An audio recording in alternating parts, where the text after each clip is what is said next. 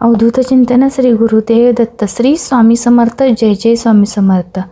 श्री स्वामी समर्थ. वास्तुदोष प्रत्येक घरात असतात. प्रत्येक घरात परंपरागत आपण वास्तू बांधलेल्या असतात, पण काही ना काहीनुसार आपला दरवाजा, आपलं किचन, आपलं देवघर, बेडरूम, हॉल काही ना काहीतरी पण प्रॉब्लेममध्ये येत असते. मग यासाठी आपल्याला तोडफोड करायला वास्तुतज्ञ सांगतात. हे तोडफोड न करता आपण जर परमपूज्य गुरुमाऊलींनी सांगितलेले जर उपाय करायला लागलो तर आपले सगळे दोष निवारण होईल. मग हे उपाय कोणते लक्षात घ्या. वास्तूसाठी व वास्तुदोष निवारण करण्यासाठी अनन्य उपाय बरोबर हे सुद्धा तेवढेच उपयुक्त असते. घरात दरमहा एका वर्षात 7 गुरुचरित्र पारायण तर करावीच.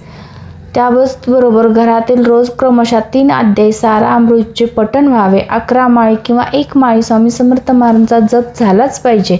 घरात रामायण महाभारतातील युद्धप्रसंग याचे फोटो, उजव्या सोंडळ्याचा गणपतीचा फोटो, तसेच अष्टविनायक फोटो, जनावरांचा पेंडा भरलेल्या वस्तू, कबूतर, सांबर, शिंग, घरात येणाऱ्या लग्नपत्रिका ज्यावर उजव्या सोंडोच्या गणपती चित्रे असतात, अशा या वस्तू घरात बिलकुल ठेवू नका. पाण्यामध्ये सोडून द्या.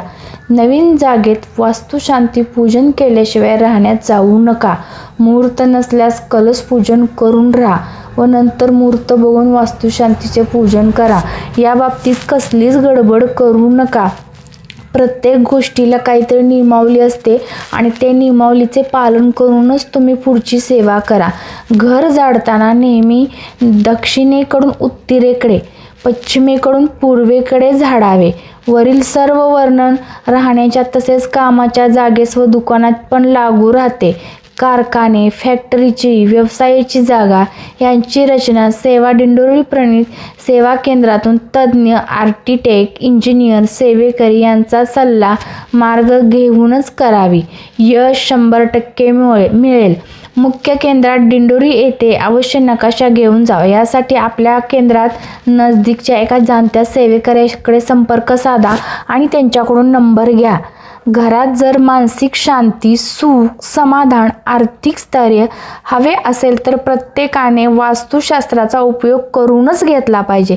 त्यासाठी दिंडोरी प्रणीत केंद्रातून मार्गदर्शन घेतले पाहिजे. अर्थात वास्तुशास्त्राप्रमाणे ग्रहरचना असेल तरी सुद्धा घरात भगवान श्री स्वामी समर्थ महाराजांची सेवा असणे खूपच गरजेचे आहे आणि दर अमावास्येला 900 श्लोकी नवनाथ पारायण केलेच पाहिजे.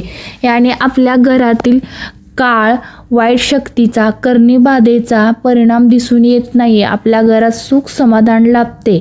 या सांगितलेल्या ज्या गोष्टी आहेत त्या तुम्ही जर व्यवस्थित करत राहिला तर तुमच्या घरात कसलीच वाईट शक्ती राहणार नाही. अनुभव घ्या. आजचा आपला व्हिडिओ इथंच थांबवते. सांगितलेली सेवा स्वामी समर्थ महाराजांच्या चरणी रुजू करते.